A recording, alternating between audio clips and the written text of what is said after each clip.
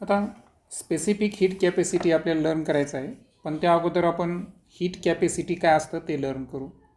आता heat capacity तर यासाठी NCERTनं काय केलेलं आहे, कॅपिटल S हे अक्षर वापरलेलं आहे. ठीक आहे. आणि कॅपिटल Sचं जर आपल्याला अर्थातच हीट कॅपॅसिटीचा फॉर्म्युला जर जाणून घ्यायचा असेल तर त्यामध्ये लक्षात ठेवायचं आहे आपल्याला की एखादा सबस्टन्स आहे समजा, ओके, त्या सबस्टन्सला आपण किती हीट दिली, डेल्टा क्यू एवढी हीट दिली. आता त्या सबस्टन्सचं जे इनिशियल टेम्परेचर आहे, हे इनिशियल टेम्परेचर समजा T आहे आणि त्यानंतर जे फायनल टेम्परेचर आहे तर ते आपण कन्सिडर करू T प्लस डेल्टा T. म्हणजे डेल्टा T काय झाला या ठिकाणी चेंज झाला आणि दॅट्स वाय हीट कॅपॅसिटी जो आहे तो फॉर्म्युला आहे delta Q upon delta T. हा झाला फक्त हीट कॅपॅसिटी. ओके. आता पुढे जर पाहिलं आपण तर आपल्याला लक्षात येईल की हा जो हीट कॅपॅसिटी आहे तर हे सबस्टन्सच्या काय आहे, मास जे असतं त्याच्या पण प्रोपोर्शनल असतं. त्यानंतर ॲक्च्युअल हा सबस्टन्सच्या कशावर डिपेंड आहे, T अर्थातच टेम्परेचरवर पण डिपेंड आहे. आणि दॅट्स वाय आता आपल्याला या संदर्भात मग दुसरी एक राशी समजून घ्यायची आहे आणि ती दुसरी राशी आहे स्पेसिफिक हीट कॅपॅसिटी. मग आता स्टँडर्ड 9ला तुम्हाला एक डेफिनेशन होती पहा स्पेसिफिक हीट कॅपॅसिटी, आणि त्यामध्ये तुम्हाला जो फॉर्म्युला होता तर तो होता Q is equal to MC delta T. आता NCERTनं काय केलं आहे, स्मॉल s यूज केलेला आहे, पण आपण काय करू, आपलं 10चंच चिन्ह जे आहे स्मॉल c हे आपण कॅरी करू. Q is equal to MC delta T. आणि यामध्ये मग हा जो स्मॉल c अर्थातच स्पेसिफिक कॅपॅसिटी आहे तर ते काढायचं असेल तर जे कॅपिटल S अर्थातच हीट कॅपॅसिटी आहे त्याला आपल्याला कशाने भागावं लागेल, एमने भागावं लागेल. जसं की या सूत्राला जर आपण रिअरेंज केलं तर एम बरोबर काय होईल या ठिकाणी एम नाही तर यावरून आपल्याला सीचा फॉर्म्युला काढायचा होता. तर सी बरोबर काय होईल, Q अपॉन काय येईल, M इंटू डेल्टा T असं फॉर्म्युला झाला असता. तर सेम पद्धतीनं इथं तसंच फॉर्म्युला तयार होणार आहे, C is equal to S upon M. आता एसचा आताच फॉर्म्युला पाहिला आपण इक्वेशन नंबर 1 नुसार, आणि सो वी कॅन राईट आपण 1 अपॉन एमला जर साईडला ठेवलं तर आन्सर काय असेल, delta Q upon delta T आहे ना, जवळपास सिमिलर फॉर्म्युलेस. Okay, delta. तर आपण काय करू, सीचा हा जो फॉर्म्युला आहे स्पेसिफिक हीट कॅपॅसिटीचा, याला इक्वेशन नंबर काय कन्सिडर करू, 2 कन्सिडर करू. आता यामध्ये स्पेसिफिक हीट कॅपॅसिटी जी आहे तर याचा आपण डिपेंडन्स चेक करू. आणि डिपेंडन्समध्ये जर पाहिलं आपण तर ते दोन्ही गोष्टीवर डिपेंड आहे. एक सबस्टन्सचं जे नेचर असेल, दुसरा आहे त्याचं टेम्परेचर. ओके, या दोन्ही गोष्टीवर स्पेसिफिक हीट कॅपॅसिटी डिपेंड असते. आता प्रश्न राहिला SI युनिटचा. तर आय थिंक SI युनिट आपल्याला त्यावेळेस पण आपण जाणून घेतल्याच होत्या, चार्टमध्ये बऱ्याचशा व्हॅल्यू होत्या आहे की नाही. आणि जे स्पेसिफिक हीट कॅपॅसिटी आहे तर त्याचं जूल, मास डिनोमीटरमध्ये आहे म्हणून पर किलोग्रॅम, टेम्परेचर पण डिनोमीटरमध्ये आहे म्हणून पर केल्विन. ओके, सो फॉर्म्युल्यावरून आपण SI युनिट्स तयार करू शकतो. आता यामध्ये जे स्टँडर्ड 10ला आपण हे गोष्टी तर 9-10ला आपण लर्न केलेलंच आहे, पण त्यामध्ये एक नवीन जी गोष्ट आपण आता लर्न करायलो तर ती आहे पहा हीट कॅपॅसिटी पर मोल. ओके, सो नवीन जी आणखीन एक राशी आपण शिकणार आहे तर हीट कॅपॅसिटी पर मोल. मग आता या संदर्भात जे फॉर्म्युले असतील तर ते काय आहेत, तर आता एक लक्षात घ्या, हीट कॅपॅसिटी पर मोल याला आपल्याला कॅपिटल C वापरायचे. लक्षात घ्या, स्मॉल c आपण स्पेसिफिक हीट कॅपॅसिटी वापरला होता. आणि कॅपिटल सी काय आहे? हीट कॅपॅसिटी पर मोल. आता हे काढत असताना आपल्याला काय करायचं आहे की कॅपिटल सी काढायचं असेल आपल्याला तर वरचाच फॉर्म्युला घ्यायचा आपल्याला, म्हणजे heat capacity capital S upon आपल्याला कशानं करायचं आहे? एन. आता एनच्या ऐवजी एन सी आर टीनं काय केलेलं आहे माहिती आहे का? एक अनादर चिन्ह वापरलेलं आहे म्यू, परंतु दोन्हीचा जो अर्थ आहे तोच आहे की नंबर ऑफ मोल्स. सो आता इथं कन्फ्युजन होऊ नये म्हणून आपण काय करू, तो लक्षात घेऊ की स्पेसिफिक हीट कॅपॅसिटीसाठी हे स्मॉल सी वापरलेलं आहे. हीट कॅपॅसिटी पर मोलसाठी कॅपिटल सी वापरलेलं आहे. कॅपिटल यस हे काय आहे? हीट कॅपॅसिटी आहे. आणि हे एन जे आहे तर याला आपण म्यूसुद्धा वापरू शकतो. ओके. आणि सी जे आहे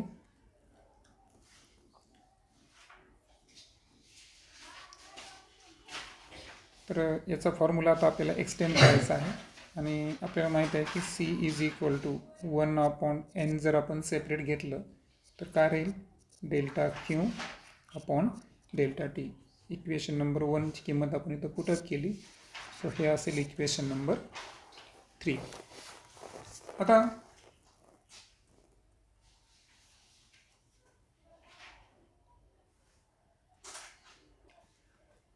हे जे कॅपिटल सी आहे तर याला आणखीन एक नाव आहे पहा. एन सी आर टीनं याला एक नाव दिलेलं आहे. तर ते नाव काय आहे? Molar specific heat capacity. काय नाव दिलेलं आहे? Molar specific heat capacity. Okay, हे पण नाव दिलेलं आहे. आणि डिपेंडन्स आपण चेक करून घेऊ एकदा. सो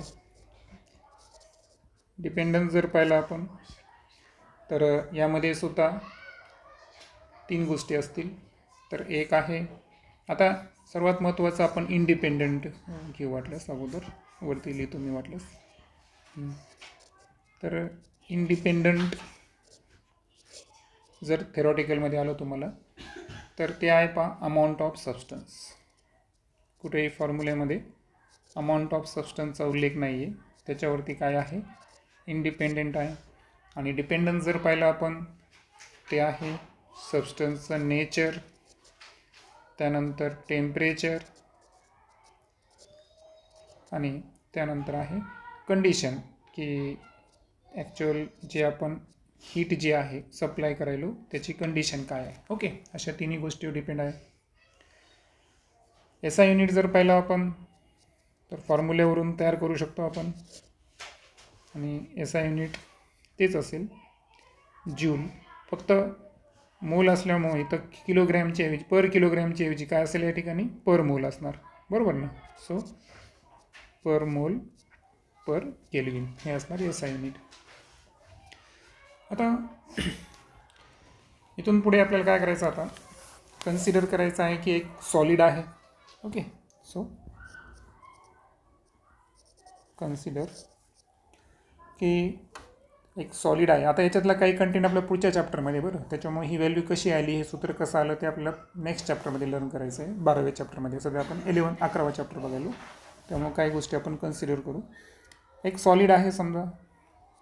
आता या सॉलिडमध्ये जे ॲटमची संख्या आहे ती किती आहे? कॅपिटल एन ही झाली ॲटमची संख्या झाली. आणि प्रत्येक ॲटम जो आहे ना तर हा कसा आहे, त्याच्या मीन पोझिशन संदर्भात काय करतो? व्हायब्रेट करतो. So vibrate about it's mean position. कारण तुम्हाला माहिती आहे सॉलिडचे पार्टिकल जे आहे ती स्वतःची जागा सोडतात का? नाही. त्यांची प्रॉपर्टी काय असते की मीन पोझिशनपासून काही अंतरापर्यंत ते व्हायब्रेट करत असतात. ओके, कारण इंटरमॉलिक्युलर फोर्स हा फार स्ट्रॉंग असतो, त्यामुळे त्यांच्यामध्ये फक्त आपल्याला ऑसिलेशन दिसून येईल. आता यामध्ये जर आपल्याला ऑसिलेटरची एनर्जी काढायची, सो एन ऑसिलेटर, आणि हे ऑसिलेटर जे आहे हे आपल्याला कशामध्ये कॅल्क्युलेट करायचं आहे? एका दिशेमध्ये, सो इन वन डायमेन्शन. तर या संदर्भात जी ॲव्हरेज एनर्जी असणार, ओके, ऑसिलेटरची ॲव्हरेज एनर्जी, तर ती एनर्जीची एक व्हॅल्यू आहे पहा, ती व्हॅल्यू आहे 2 × हाफ KBT. आणि आता ॲक्च्युअल एक हाफ KBT काय आहे ते आपण नंतर बघणार आहे. फक्त आपल्याला इथं काय करायचं आहे की ऑसिलेटर जे आहेत ना, तर हाफ KBTची व्हॅल्यूला आपण 2 जर मल्टिप्लाय केलं तर याचं आन्सर काय येतं, KBT येतं. बरोबर, ॲव्हरेज एनर्जी किती आली, KBT. आणि सद्यस्थितीत फक्त व्हॅल्यू डायरेक्ट पाठ करा तुम्ही.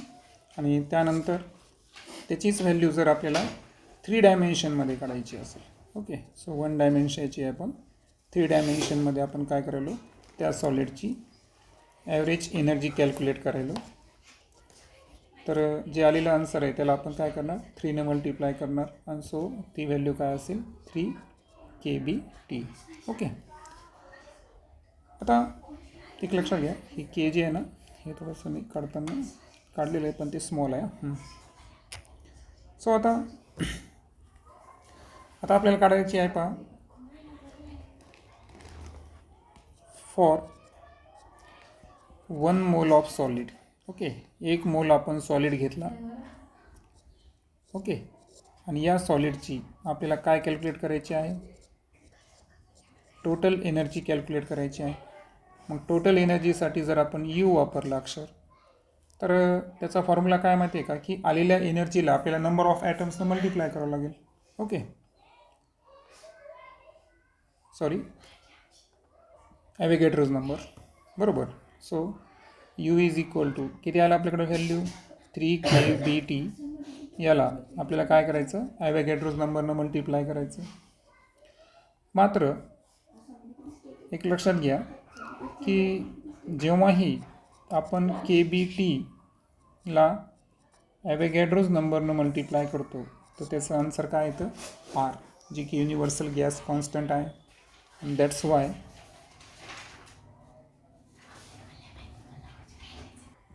ठीक आहे, थोडंसं NCERTमध्ये करेक्शन आहे की हे KB × NA ची व्हॅल्यू काय आहे, R आहे. आणि that's why we can write U is equal to 3RT. Okay, so आता 3 डायमेन्शनमध्ये आपण पाहिलं की 1 मोल ऑफ सॉलिड जे आहे त्याची टोटल एनर्जी किती आली आपल्याकडे, 3RT आलेली आहे. आता एक लक्षात घ्या की at constant pressure, okay, pressure जर कॉन्स्टंट असेल अशा वेळेस आपल्याला या अगोदर झालेलं आहे थर्मोडायनॅमिकचा फर्स्ट लॉ आहे की नाही, ΔQ is equal to ΔU plus P∆V. परंतु यामध्ये काय होतं माहिती आहे का, की आता आपण सॉलिडमध्ये, मला सांगा, सॉलिडमध्ये व्हॉल्यूम चेंज होण्याचा चान्स किती जास्त, सॉलिडची जी प्रॉपर्टी नाहीच ना ती व्हॉल्यूम चेंज होणे. दॅट्स वाय ΔV जो आहे तर यामध्ये कसा असेल, तो अतिशय कमी असेल. म्हणजे तो कसा असेल, निग्लिजिबल असेल. निग्लिजिबल असेल तर त्याला आपण काय करणार, निग्लेक्ट करणार. बरोबर, आणि दॅट्स वाय आता आपण काय करणार, प्रेशर तर कॉन्स्टंट आहे आणि चेंज इन व्हॉल्यूम निग्लिजिबल आहे. दॅट्स वाय त्याला आपण निग्लेक्ट करणार. आणि आपण काय लिहिणार की ΔQ हा ΔUच्या काय असतो, इक्वल असतो है ना, कॉन्स्टंट प्रेशरला सॉलिडमध्ये.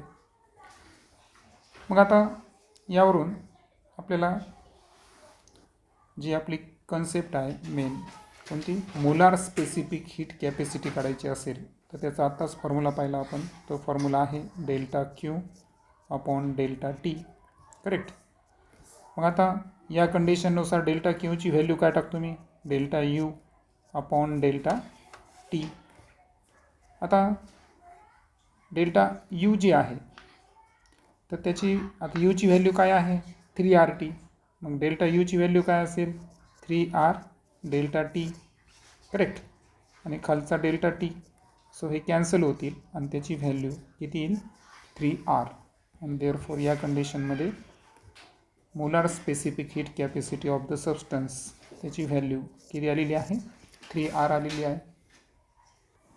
आता चार्टमध्ये आपल्याला काही सबस्टन्स आहेत तर त्यांची स्पेसिफिक हीट कॅपॅसिटी ही J/kg/Kelvin आणि molar specific heat capacity J/mol/Kelvin मध्ये दिली आहे. ट्रेंड जर पाहिला आपण तर ॲल्युमिनियमची जी स्पेसिफिक हीट कॅपॅसिटीची व्हॅल्यू आहे ती सर्वात जास्त आहे, बरोबर. आणि ओव्हरऑल यामध्ये जेवढे काही आपल्याला मेटल दिले आहे त्यामध्ये लीडची आपल्याला सर्वात लिस्ट दिसेल, बरोबर. पण मोलार स्पेसिफिक हीट जर पाहिली आपण तर यामध्ये सर्वात हायेस्ट कोणाची आहे, लीडची आहे पहा, बरोबर ना. आणि सर्वात लिस्ट कोणाची दिसायली आपल्याला, कार्बनची दिसायली, बरोबर आहे. ती ऑलमोस्ट किती आहे, 6.1 आहे, ठीक आहे. त्याबद्दलही आपण बोलू. आता NCERTमध्ये एक लाईन आहे पहा या टेबल संदर्भात की ह्या ज्या व्हॅल्यू आहेत त्या एक्सपेरिमेंटली मेजर आहेत आणि जनरली जे आहेत तर ऑर्डिनरी टेम्परेचरला जी प्रिडिक्टेड व्हॅल्यू असते 3R तर त्याच्या इक्विव्हॅलेंट यांच्या व्हॅल्यू येतात.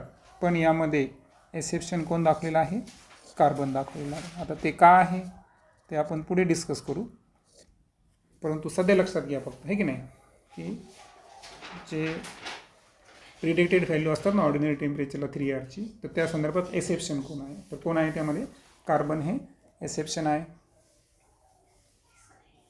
आणि ज्या ॲग्रीमेंटनुसार हे आपण व्हॅल्यूज फाइंड केलेलं आहे त्याला म्हणायचं ब्रेकडाऊन ॲट लो टेम्परेचर, ठीक आहे. ठीक आहे, एक्सेप्शन कार्बन लक्षात घ्या. आता यानंतर आपण एक स्पेशल टॉपिक लर्न करणार आहोत, तर ते आहे specific heat capacity of water. Okay, so specific heat capacity आपण लर्न करू ऑफ वॉटर. आता तुम्हाला आठवत असेल की जेव्हा आपण हीटच्या ओल्ड युनिटबद्दल बोलू, हो की नाही, तर हीटचं जे ओल्ड युनिट आहे ना तर ते ओल्ड युनिट काय आहे, कॅलरी.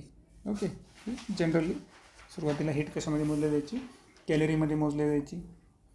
आणि कॅलरीला जेव्हा आपण डिफाईन करायचो तर जे वॉटर आहे समजा, है ना, तर 1 ग्राम वॉटर आहे समजा आणि त्याचं टेम्परेचर 1 डिग्री सेल्सिअसनं राईज होण्यासाठी जी हीट लागते त्याला काय म्हणायचं आपण, कॅलरी, असं आपण व्याख्या म्हणायचो.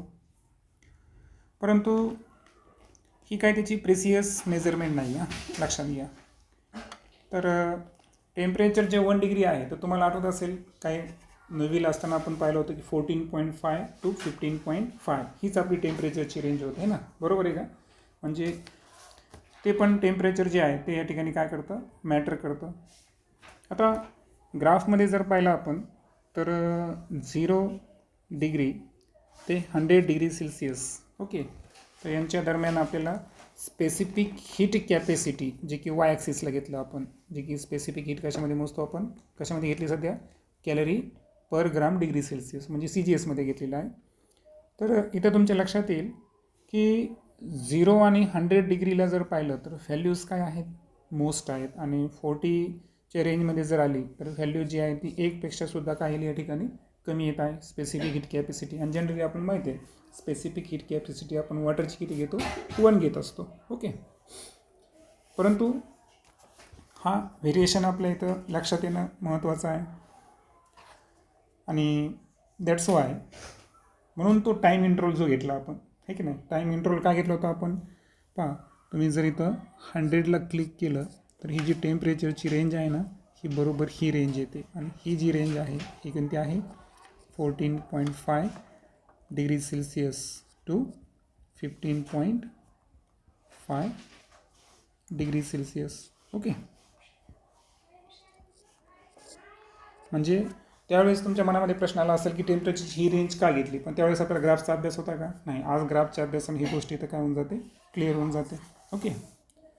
सो 1 कॅलरी जे आहे तर याला आपण स्पेसिफाय डिफाईन करायचं असेल तर टेम्परेचर तर 1 डिग्री सेल्सिअस वाढणारच आहे, पण तो रेंज काय महत्त्वाची आहे, 14.5 to 15.5 डिग्री सेल्सिअस, ओके.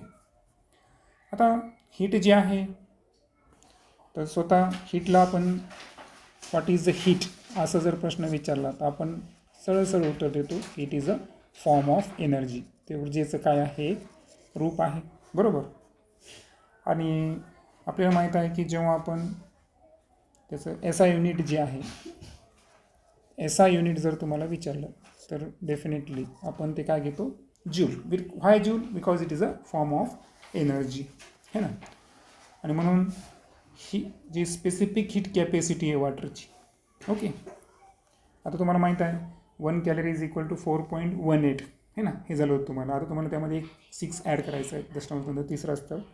आणि that's why specific heat capacity of वॉटरची व्हॅल्यू जर तुम्हाला विचारली वाटलं तर तुम्ही सी आणि लोअर केसमध्ये डब्ल्यू लिहितो वॉटर, चालेल. तर त्याची व्हॅल्यू किती आहे मग 4.186 जूल पर ग्राम पर केल्विन. ओके, आणि म्हणून जेव्हा आपण मेकॅनिकल इक्विव्हॅलेंट ऑफ हीट याला जेव्हा आपण डिफाईन करतो ना, तर amount of work needed to produce म्हणजे 1 कॅलरी ऑफ हीट जर असेल तर त्याला आपल्याला काय करायचं आहे, 2 डिफरंट युनिट्समध्ये कन्वर्ट करायचं आहे. म्हणून लक्षात ठेवायचं की आपल्याला एक युनिट कॅलरी आणि दुसरं युनिट काय आहे जूल. कॅलरीमध्ये आपण 1 कॅलरी पर ग्राम पर केल्विन म्हणू, परंतु जूल संदर्भात व्हॅल्यू वापरताना किती वापरावं लागेल 4.186 अशी व्हॅल्यू इथे वापरावी लागेल. आता हे समजलं मग ती रेंज का घेतली होती ग्राफवरून. ओके, आता आपल्याला 2 नवीन कन्सेप्ट अजून त्या संदर्भात समजून घ्यायचं आहे. याच्या अगोदर आपण बोललो होतो की स्पेसिफिक हीट कॅपॅसिटी ही कशावर डिपेंड आहे, प्रोसेस किंवा कंडिशन. ओके, मग आता 2 प्रकारच्या स्पेसिफिक हीट असतात पहा. तर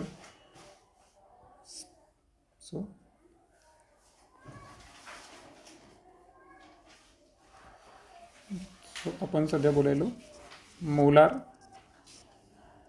स्पेसिफिक हीट कॅपॅसिटी. तर यामध्ये आपण 2 गोष्टी लर्न करणार आहे. आता याला तर आपण कॅपिटल सी वापरतो. आता यामध्ये एक असणार पहा सी पी आणि दुसरी असणार C V. Okay, so C P जी आहे त्याला काय म्हणू आपण molar specific heat capacity at constant pressure आणि molar specific heat capacity at constant volume. Okay, आणि या संदर्भात एक रूल आहे पहा, सिम्पल रिलेशन आहे. तर ते रिलेशन महत्त्वाचं आहे. ते आहे पहा C P minus C V is equal to R. तर ह्या इक्वेशनला आपण इक्वेशन नंबर 4 नाव देऊ.